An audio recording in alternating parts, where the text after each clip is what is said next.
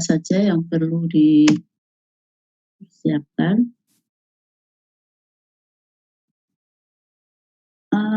Yang pertama memberikan materi Dr. Thomas ya.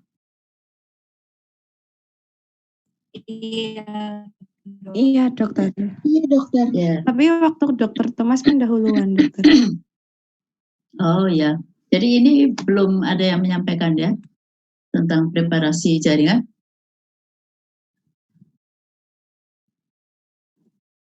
Belum ada dok. Belum ya. Baik. Belum dokter.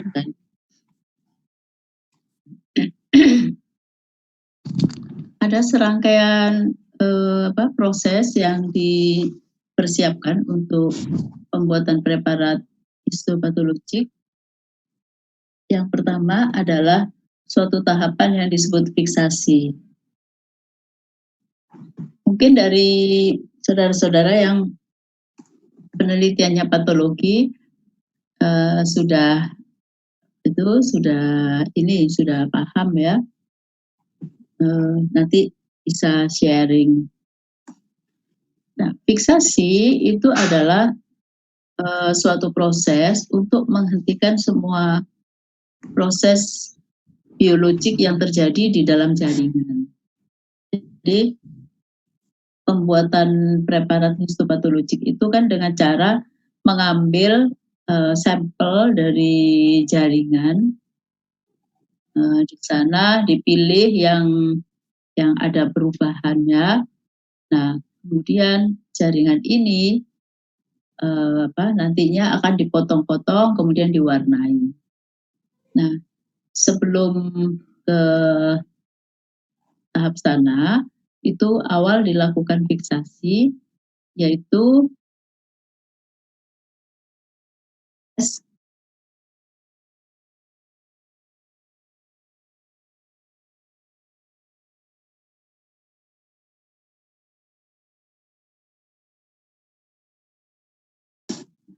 langsung segera setelah hewan itu mati, dia masih tetap berlangsung proses ya, karena di sana ada enzim-enzim.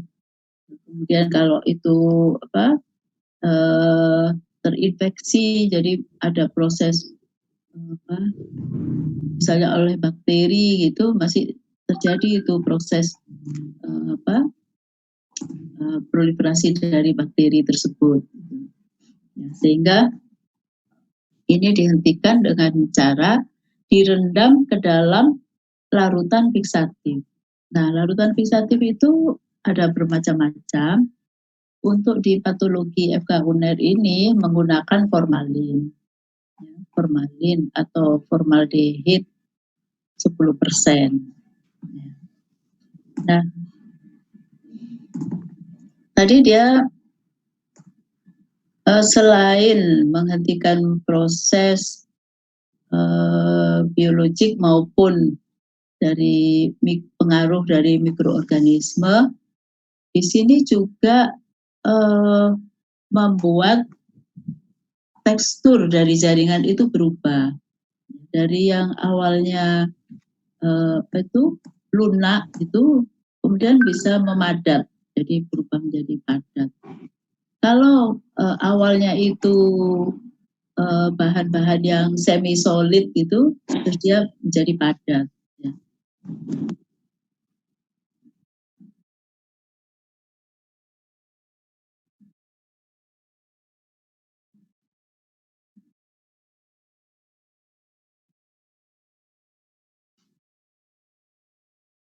Ya. Nah, larutan fiksatif itu dipilih yang tidak bereaksi dengan jaringan. Jadi dia hanya menghentikan semua proses yang terjadi, tetapi tidak bereaksi dengan komponen-komponen dari jaringan, misalnya dengan protein, gitu ya, dengan lemak itu tidak ya. Jadi dia hanya menghentikan proses itu. Nah,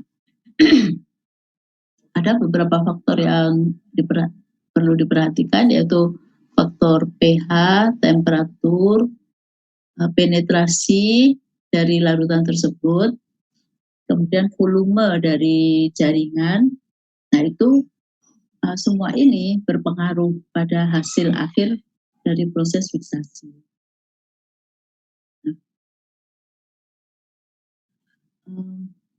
Fiksasi itu dilakukan minimal 24 jam. Ya, minimal ya. Nah, di sana jaringan itu akan cepat keras ya pada temperatur ruangan. Nah, temperatur ruang ini kan berbeda-beda antara di negara tropis, kemudian di daerah yang dingin ya, itu berbeda sehingga perlu ada modifikasi ya untuk daerah yang dingin mungkin prosesnya lebih lama gitu. Tapi kurang lebih 24 jam itu sudah keras jaringannya. Nah, kemudian volume itu perbandingan dari jaringan dengan cairannya itu adalah 1 dibanding 10.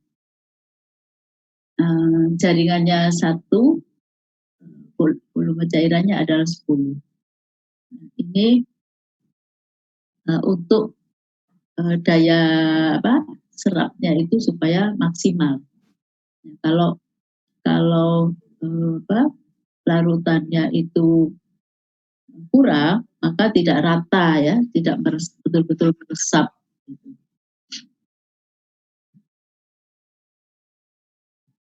Bapak, saudara terganggu suara? Tidak, dokter.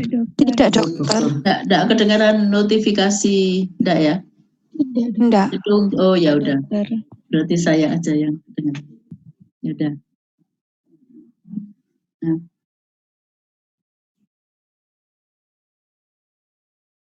Ya, ada acetic acid, formaldehid, etanol, butanaldehid, metanol, picric acid yang digunakan di patologi itu formaldehid, formalin. Di pasaran itu tersedia 45%, makanya kalau akan digunakan dia harus diencerkan sehingga mencapai 10%.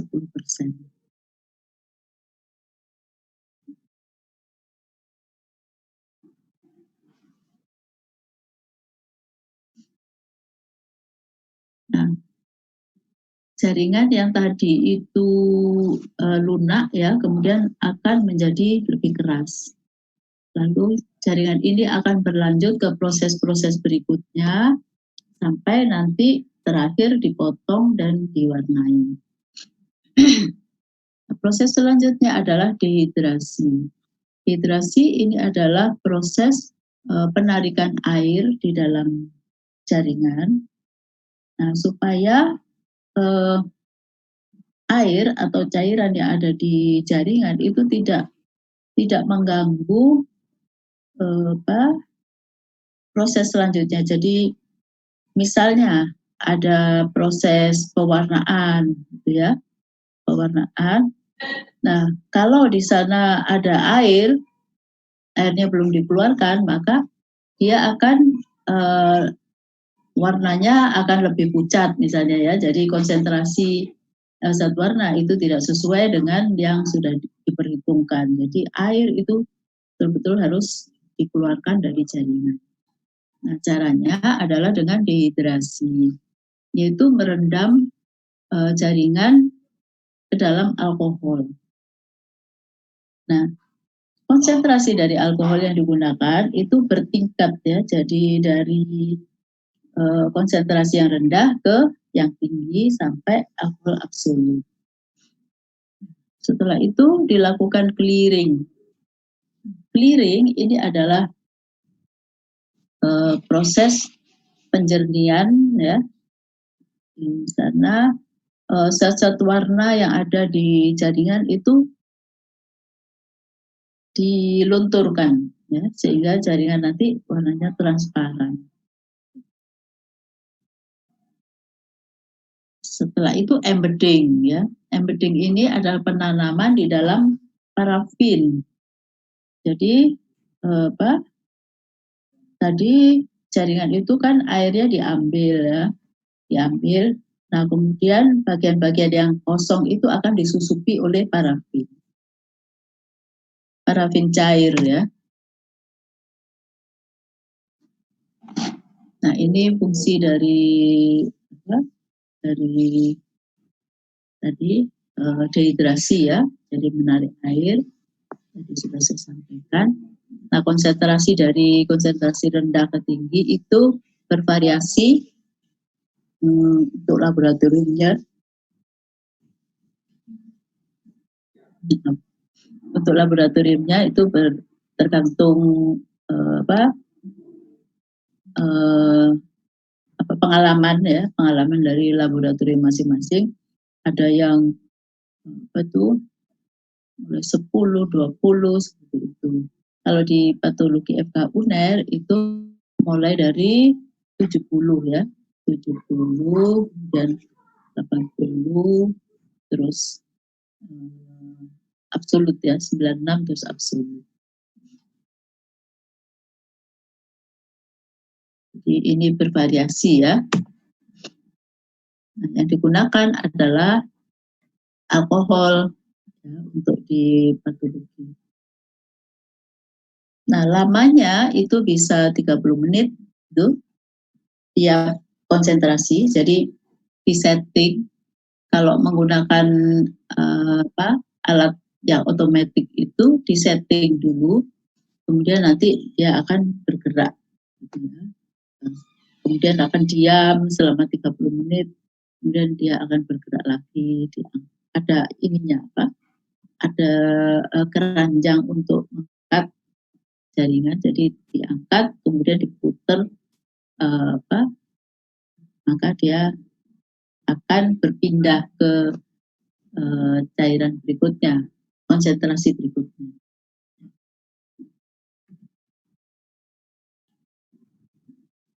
Kalau pilihan larutan keliring ini juga ada bermacam-macam ya, bisa tergantung bahan yang dipreparasi. Kalau di sini digunakan silol ya. Nah, perlu diperhatikan bahwa larutan fixatif itu tidak boleh bahan yang misalnya iritan, kemudian meninggalkan warna yang keruh ya, jadi tidak boleh. Ini pilihannya.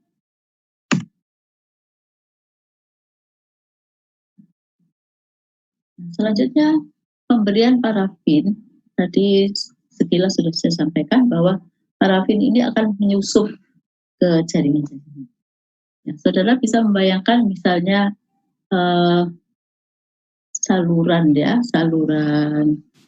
misalnya usus lah ya. Usus itu kalau kita potong secukupnya gitu, kemudian akan pembuatan preparat, maka harus ditentukan bagian mana yang akan kita lihat gitu ya. Kalau di bagian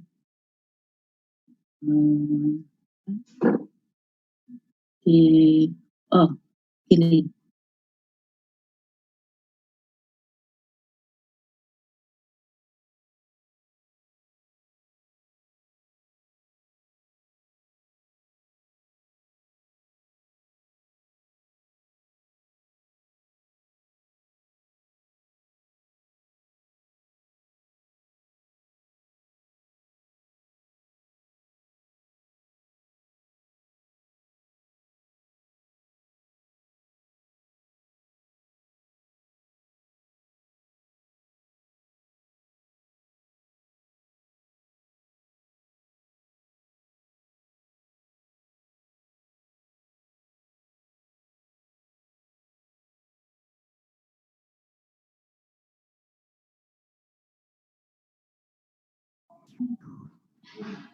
Baterainya habis kah?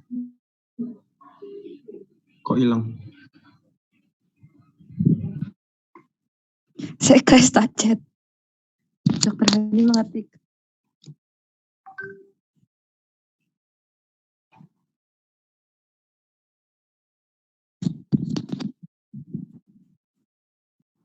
Ini sudah ya?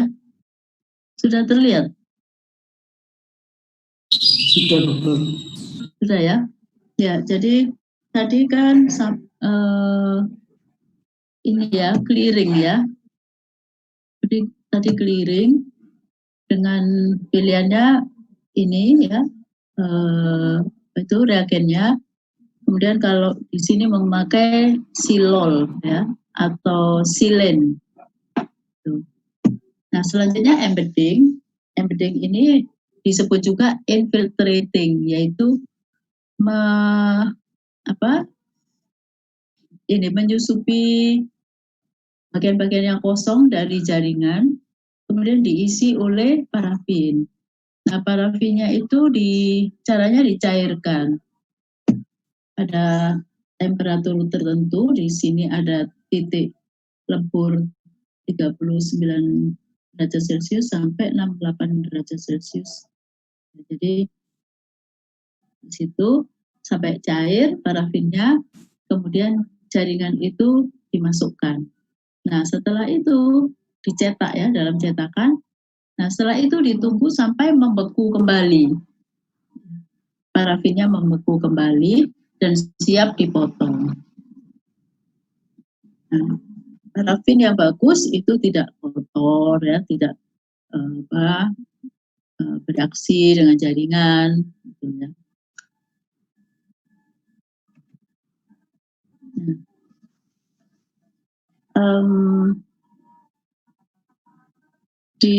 Untuk ini digunakan alat yang disebut embedding set ya. Embedding set itu di patologi ada ya. Jadi yang penelitian patologi siapa ya? Ada. Dari koas ini apa ada yang penelitiannya menggunakan preparat histopatologi? Nggak ada ya? Saya dok. Oh ya. Berarti sudah tahu ya ini ya alat ini ya. Dan kita lagi pandemi nggak bisa ke kampus ya, jadi nggak bisa lihat. Nah di bagian ini tempat parafin cair ya. Ini ada keran, kelihatan ya kursor saya ini, kelihatan ya? Kelihatan dokter. Ya, jadi di sini ada keran itu, kemudian dialirkan ke cetakan, terus jaringan dimasukkan di sini, kemudian didinginkan. Di bagian ini adalah cold plate ya, jadi bagian yang untuk membekukan kembali parafin tersebut. Nah, setelah terbentuk blok, maka dia siap untuk dipotong. Untuk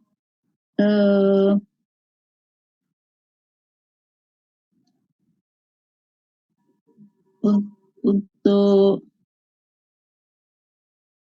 sebentar ya.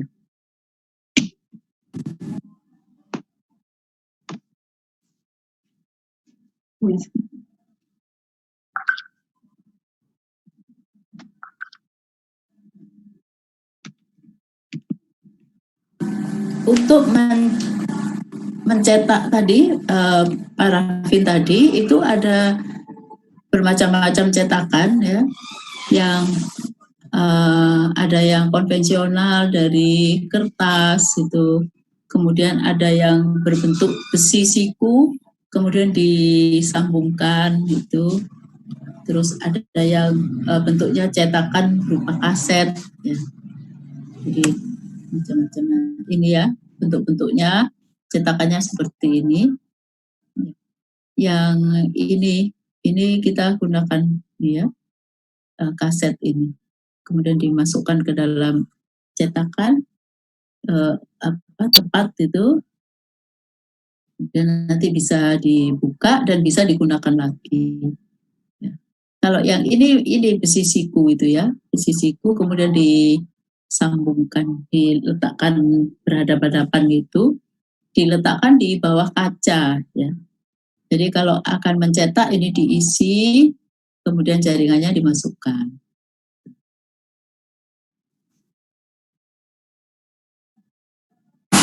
Nah, untuk yang ini butuh waktu lama ya, tetapi kalau yang kaset itu sudah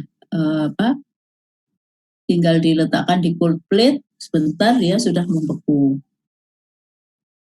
Nah, cara meletakkannya itu tergantung penelitiannya. Misalnya ingin melihat usus itu penampang melintang gitu ya, maka meletakkannya tegak lurus dengan dasar meja ya, tegak lurus. Kalau penampang longitudinal maka tidur gitu ya meletakkannya. Jadi tergantung tujuan dari preparat tadi akan diperiksa di bagian mananya. Nah, hasilnya seperti ini ya. Jadi ini adalah preparatnya yang hitam-hitam kecoklatan ini. Ya, ini parafin. Nah, ini kemudian siap untuk dipotong. Ya, direkatkan pada holder dari mikrotom, kemudian dipotong 4-6 mikron di setel ya. Tadi sudah ya orientasinya. Nah, ini adalah alat dehidrasi otomatis ya, yang saya katakan tadi.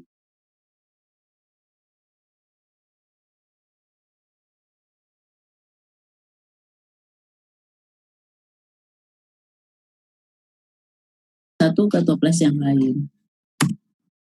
Ini mikrotom ya. Ini ada pisau, di bagian ini ada pisau, dan parafin diletakkan di holdernya. Ini ya.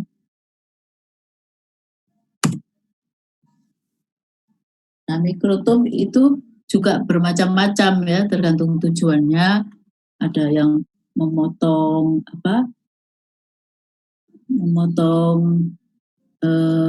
untuk elektron mikroskop ya. Untuk elektron mikroskop itu embeddingnya bukan parafin ya, tapi seperti plastik gitu ya, jadi keras. Nah, dibutuhkan pisau yang bisa memotong plastik. Ya, jadi ada bermacam-macam. Nah, pisaunya bisa diamond ya, jadi ada itu yang untuk memotong yang bahan yang keras sekali itu pakai diamond. Nah, untuk yang ini, gambar ini itu adalah cryostat, itu adalah memotong jaringan yang beku. Jadi di patologi ini selain jaringan membuat preparat dengan parafin, bisa juga dengan jaringan segar ya. Jadi jaringan segar langsung dibekukan.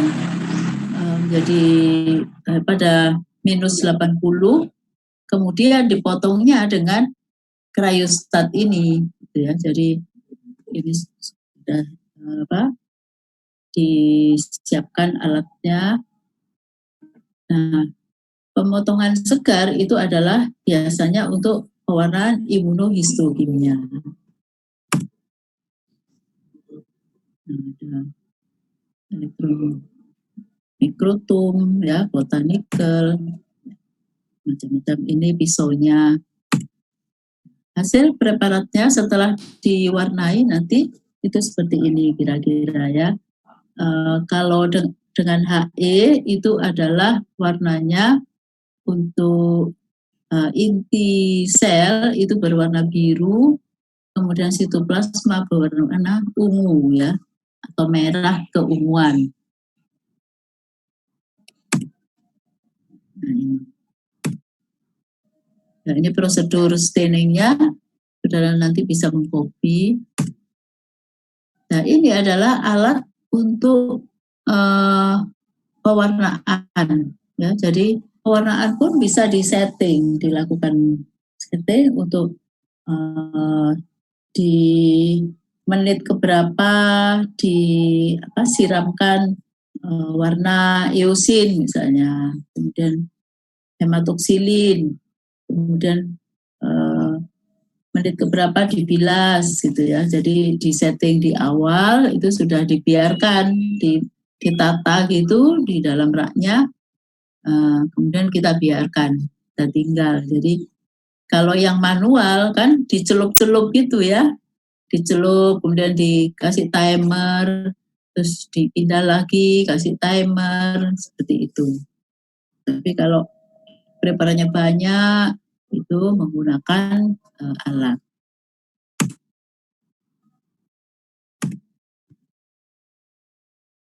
Sampai di sini ada pertanyaan?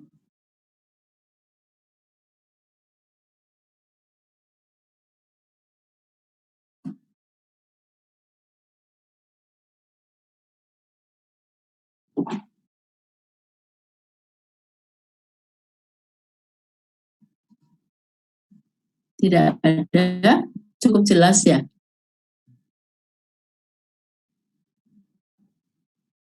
Ya.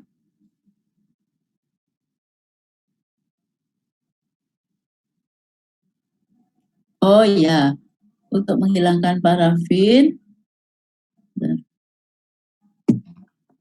Nah, gini, tadi kan dipotong-potong ya, dipotong-potong, kemudian apabila akan diwarnai, baru parafinnya itu dihilangkan dengan cara dicelupkan ke dalam silol. Silol itu adalah melunturkan parafin tadi. Sehingga prosedur pewarnaan baik yang imunohisto maupun yang pewarnaan kimiawi itu selalu awalnya diberikan silol ya, karena silol ini untuk dewoks artinya ya, menghilangkan parafin atau deparafinisasi gitu. Nah, untuk di silol itu biasanya dilakukan silol 1, silol 2 gitu ya. Jadi supaya betul-betul parafinnya itu sudah hilang. Di silol 1 itu kan masih ada sisa-sisa gitu ya. Nah, kemudian dimasukkan lagi ke silol 2 supaya betul-betul diperoleh konsentrasi yang sesuai.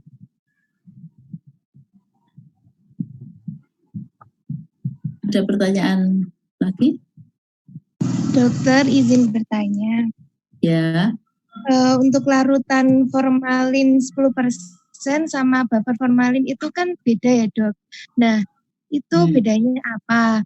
Terus kemudian kemarin kan saya pengalaman mau bikin histopat di FK UNER. Nah apa yang jaga labnya itu menyarankan untuk pakai buffer formalin, katanya lebih bagus. Nah itu apa benar dan kenapa kok bisa lebih bagus daripada formalin yang 10%? Terima kasih. Ya, buffer formalin 10% itu pengencernya adalah air. Kalau buffer formalin 10% itu pengencernya itu adalah PBS. Jadi fosfat buffer salin. Nah, fosfat buffer salin itu adalah cairan yang mirip kayak tubuh. Ya, jadi sesuai sekali ya dari tubuh itu. Jadi dikondisikan seperti aslinya itu. Sehingga jaringan itu akan lebih tidak mudah rusak ya. Jadi keras tetapi tidak rapuh gitu ya. Nah, apalagi kalau pewarnaannya imunohistokimia itu selalu ya. Jadi disarankan menggunakan fosfat buffer salin ini pengencernya. Ya. Jadi pakai buffer formalin. Nah, karena proses imunohistokimia itu lebih panjang dan juga dia melibatkan ini antigen antibodi kan ya. Jadi antibodi itu juga mudah rusak untuk bahan-bahan kimia gitu ya. Jadi kalau terlalu lama nanti bisa merusak antibodi yang akan dideteksi. Ya. Karena kan prinsipnya kan ikatan antigen antibodi kan. Ya, jadi melihat antibodi yang terkandung di situ, antigen yang terkandung. Nah, kalau menggunakan formalin biasa, ini dikhawatirkan akan merusak antibodi tersebut atau antigen yang ada. Apa sudah cukup jelas? Jelas dok, berarti kalau untuk pewarnaan HE, jika memakai buffer formalin itu nanti lebih bagus pas waktu pemotongan itu agar nggak pecah gitu. Ya. Oh iya. Jadi dia lebih bagus. Sama. Ada pertanyaan lain? Dok, itu yang alat untuk apa? Sterilisasinya tuh.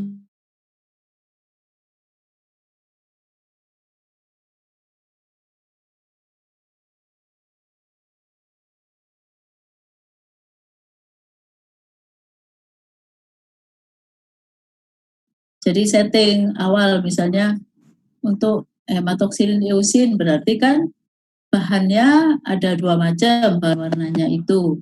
Nah itu di tempat itu dia menit keberapa dia dikeluarkan gitu ya. Jadi seperti digenangi gitu. Nah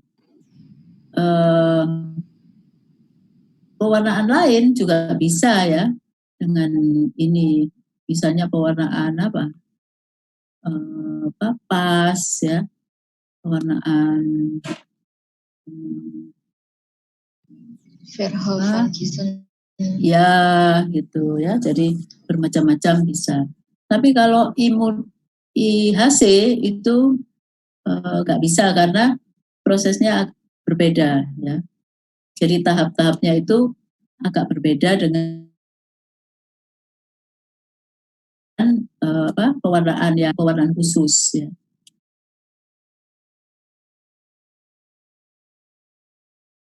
Tahu ya yang disebut pewarnaan rutin dan standar ya. Hematoksilin eusin itu termasuk pewarnaan yang standar. Jadi dia mewarnai inti dan sitoplasma. Dua bagian ini diwarnai sehingga kita bisa melihat morfologinya gitu ya. Jadi secara morfologik kita akan tahu, oh ini sel radang PMN, ini MN, oh ini sel epitel. Nah, gitu ya. Jadi bentuk dasarnya itu yang ini. Tapi kalau untuk kandungannya ya, melihat kandungannya misalnya adipus, jaringan adiposa, berarti lemak kan ya, lemak. Nah kalau dengan hematoksilin eusin dia hanya kelihatan bolong-bolong gitu, ya kayak bagian kosong ada intinya seperti itu. Bukan bolong ya, jadi ya tercat tapi ini samar gitu ya, jadi pucat gitu. Nah kalau pewarnaan khusus itu bisa dicat, jadi pewarnaan khusus lemak ya. Ada kalau untuk melihat otak itu pakai impregnasi perak. Jadi jaringan syaraf itu kalau impregnasi perak bisa kelihatan sampai ke dendrit ya, itu kelihatan. Tetapi kalau hematoksilin eusin hanya sel body neuron saja yang tampak gitu ya. Jadi yang tangan-tangannya itu nggak kelihatan.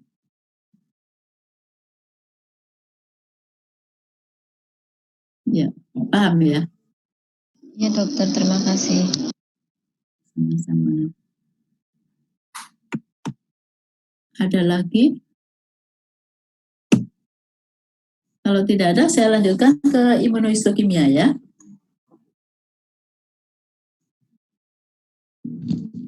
Iya dokter.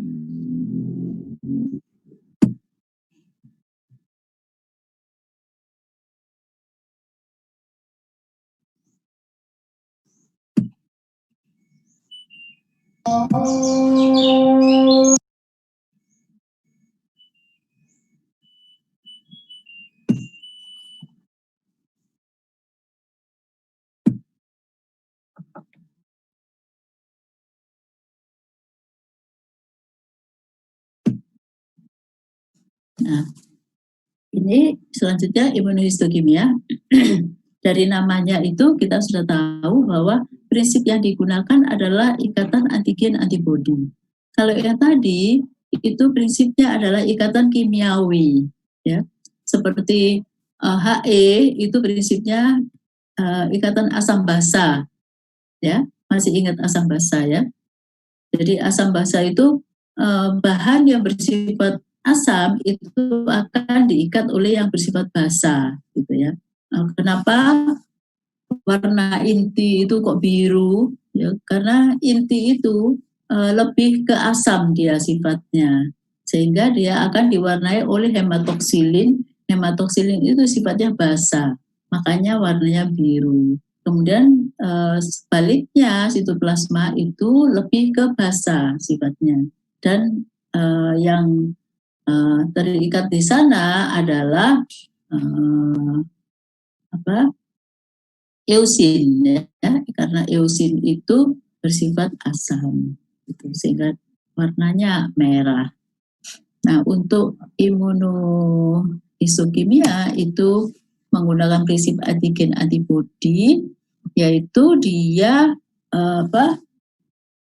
teknik yang melihat apakah di jaringan itu ada antigen tertentu. Ya, jadi untuk mendeteksi, membuktikan apakah ada, gitu ya. Nah, caranya adalah antigen itu diikatkan dengan antibodi. Jadi jaringan itu ditetesi antibodi yang spesifik, tetapi antibodinya itu dilabel, ya, dilabel sehingga bisa nanti diberikan warna.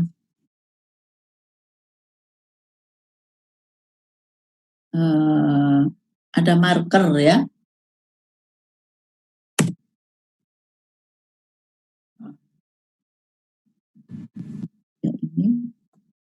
Nah,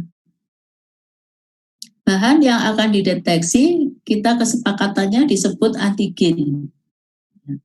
Kemudian yang untuk mendeteksi itu antibodi. Nah, apa saja yang bisa diwarnai dengan teknik ini? Semua bahan yang dia apabila disuntikkan ke hewan coba maka bisa membentuk antibodi. Nah, bahan-bahan seperti itu bisa dicat melalui IHC. Dan apa saja, bisa protein, asam nukleat, karbohidrat, lemak. Ya, memang di sini ada persyaratannya harus bahan tersebut ya cukup tinggi adanya di sana. Kalau relatif sedikit tidak bisa mendeteksi ya, tidak bisa mengikat kalau hanya sedikit. Nah, jadi antigen itu dimasukkan ke hewan coba, antibodi ya, antigen.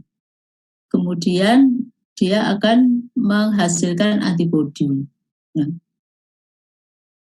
Selang beberapa waktu itu bisa memanen serumnya ya, yang berisi hiperimun serum atau antibodi.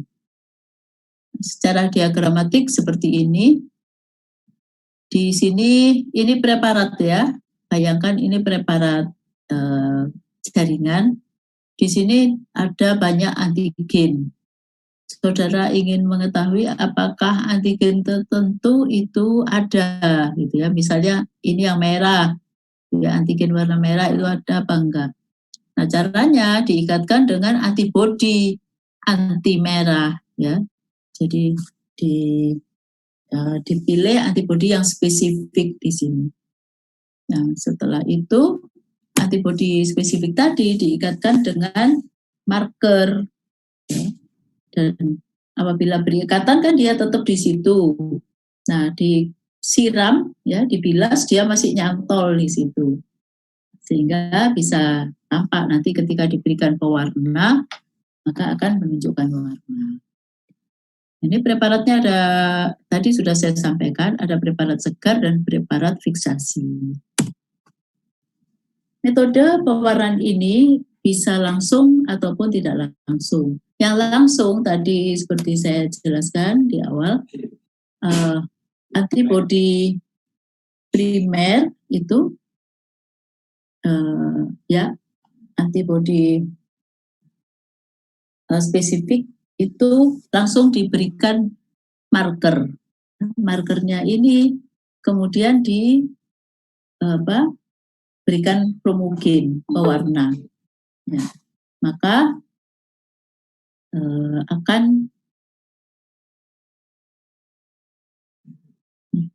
akan terbentuk itu warna ya. Jadi kalau positif maka akan muncul warna. Sedangkan metode tidak langsung itu menggunakan antibodi secara bertingkat, ya, tidak hanya satu antibodi spesifik. Ini digunakan antibodi spesifik, kemudian antibodi link dan antibodi sekunder. Itu baru di label, ya. Jadi supaya bertingkat-tingkat itu makin kuat, ya. Baru yang antibodi terakhir di label. Nah, label itu adalah merupakan enzim, ini ya. Labelnya itu enzim. Enzimnya adalah enzim peroksidase. Nah, nanti bahan warna itu dicampur dengan substrat. Ya. Sehingga kalau ini ketemu dengan enzim tadi, maka enzim ini akan bekerja dan molekul warna yang dicampur substrat itu akan terpisah dan timbul warna ya, molekul warnanya akan muncul gitu. Nah,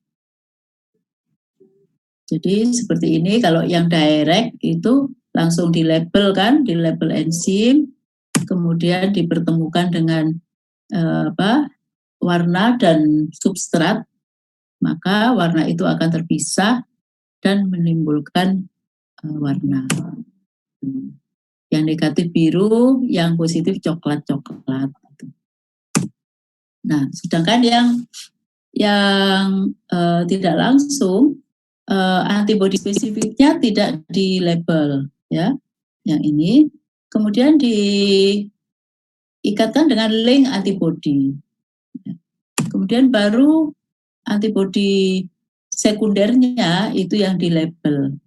Nah, maka ketika bertemu dengan ini kromogen dan substratnya, maka warnanya akan terpisah. Nah, bedanya di sini yang untuk yang indirect itu lebih kuat warnanya. Ya. Kromogen yang digunakan itu bermacam-macam ya, tapi yang sering itu adalah DAB, diaminobensidin.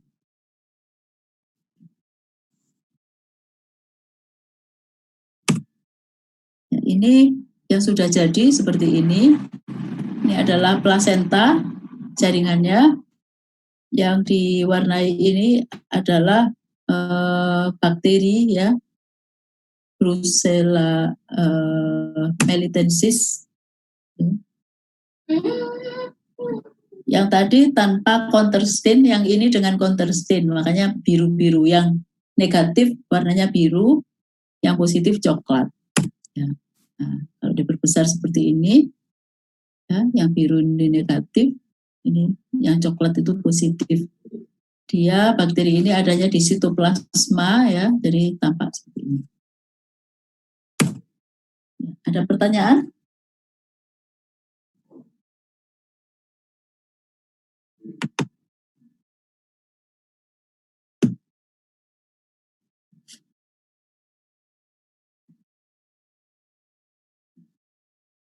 Nah, ini tahap-tahapnya ya.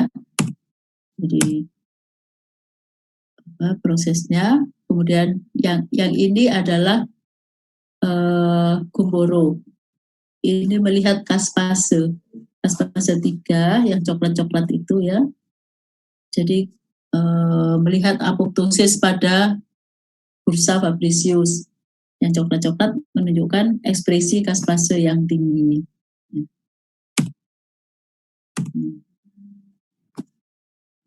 Ada pertanyaan? Kalau tidak ada, saya lanjut ke tunnel SC ya.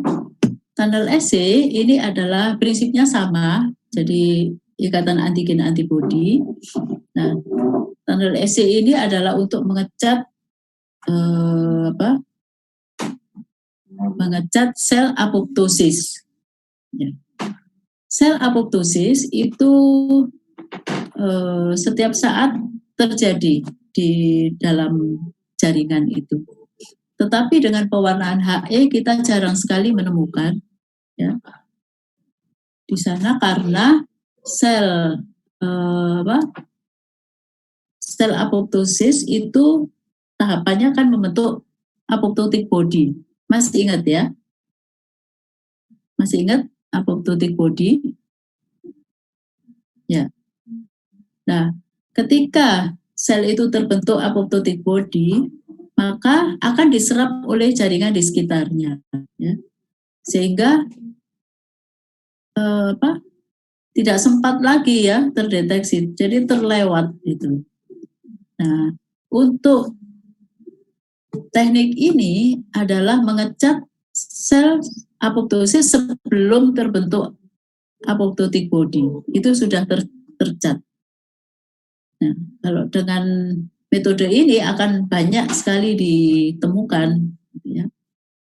Karena kalau dengan HE, sel yang apoptosis itu bentuknya sama dengan sel normal, tidak ada perbedaan, jadi sama morfologinya. Baru berbeda kalau sudah terbentuk apoptotic body, ya. Nah, dia adalah prinsipnya mengecat 3OH ya, jadi ujung dari nukleotida dari DNA itu yang dicat. Nah, pada apoptosis itu terjadi fragmentasi DNA. Nah, ini ujungnya itu yang dicat, sehingga kalau terjadi apoptosis, terjadi fragmentasi DNA, padahal bentuk selnya masih tampak normal, itu sudah tercat di sana dengan intinya berwarna gelap ya, jadi intinya itu gelap. Tahap-tahapnya seperti ini. Jadi prosesnya ya diinkubasikan, kemudian dibilas ya, membilasnya dengan PBS. Dibilas, kemudian diinkubasikan lagi, dicampur lagi, kemudian dibilas seperti itu.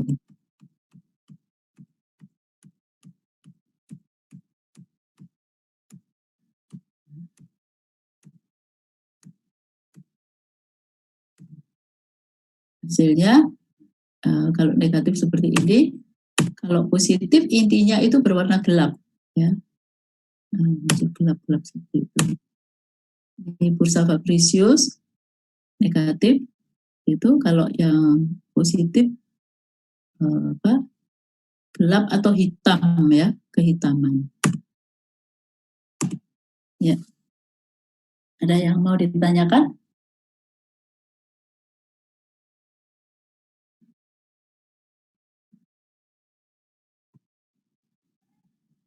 apoptosis untuk melihat sel apoptosis.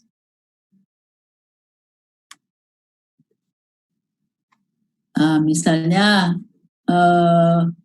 Gumboro, ya, penyakit Gumboro itu kan ada kematian sel pada bursa Fabricius. Kalau yang lalu, ya dulu sebelum ditemukan ini di patogenesisnya dia mengalami nekrosis, gitu ya, nekrosis. Kemudian ternyata di kemudian hari, oh ada apoptosis, dia ada atrofi, belum waktunya atrofi, dia sudah atrofi. Ternyata terjadi apoptosis. Nah, dengan pengecatan ini kita bisa membuktikan ya, nekrosis apa apoptosis itu. Nah, di sana. Kalau nekrosis kan jelas ininya morfologinya kan jelas. Nah, kemudian dibuktikan bahwa ternyata banyak juga apoptosis. Kemudian juga melihat kematian-kematian pada ini membuktikan pada ini proses evolusi uterus misalnya ya. Kematian selnya itu melalui apoptosis. Ya, jadi untuk dia kembali ke normal bentuknya kan terjadi hiperplasi ya. Hiperplasi jadi pembesaran uterus untuk mempersiapkan kehamilan itu. Kemudian setelah partus maka dia akan kecil lagi, balik lagi. Nah, itu kematian dari sel-selnya itu melalui apoptosis ini. Nah, kalau dicat maka akan tampak gitu ya, sel-sel yang apoptotik.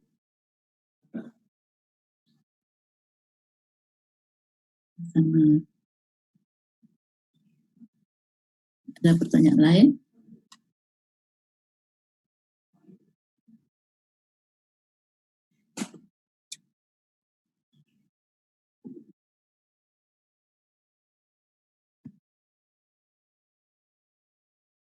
Sudah cukup.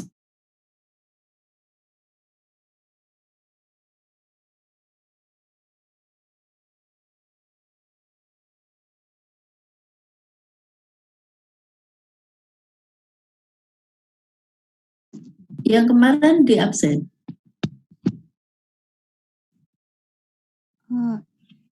Ya dokter, tapi absen lewat itu dokter, lewat apa itu kartu kendali FKH. Ya sudah, ini juga kalian sudah ini mengisi. Kenapa? Kuliah. Biasanya setelah kuliah. Oh gitu. Iya. Ya.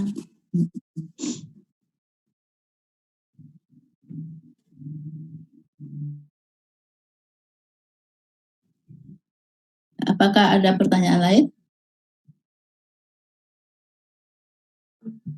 Kalau tidak ada, saya akhiri ya. Apa sudah cukup?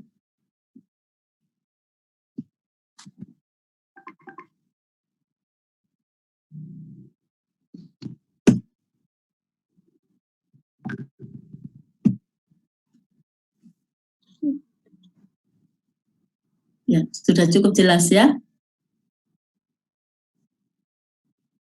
Ya, untuk pertemuan berikutnya